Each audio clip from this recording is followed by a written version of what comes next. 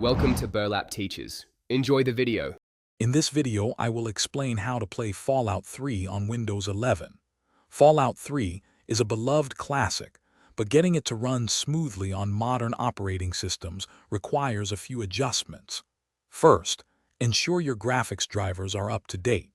Then, set the game's main executable to run in compatibility mode for Windows 7 or 8, and always launch it as an administrator. These initial steps are crucial for a stable start. Next, we tackle essential fixes. You will need to install games for Windows Live, even though it is no longer officially supported, as Fallout 3 relies on it.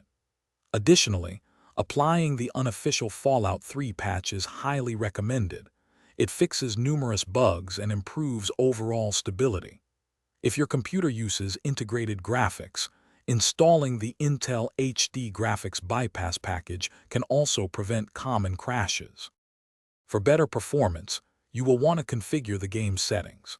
Open the Fallout.ini file, typically found in your My Games folder, and locate the General section. Change BUse threaded AI to 1 and add inum HW threads equals 2 to limit the game to 2 processor cores, preventing crashes on modern multi-core systems.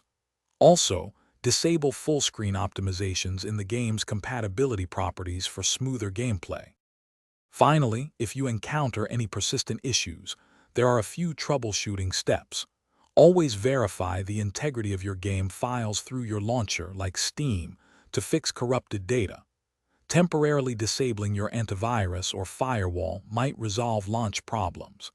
As a last resort, a clean reinstallation can often fix stubborn errors. With these steps, you should be ready to enjoy the expansive world of Fallout 3. Thanks for watching. Consider subscribing if this video helped you.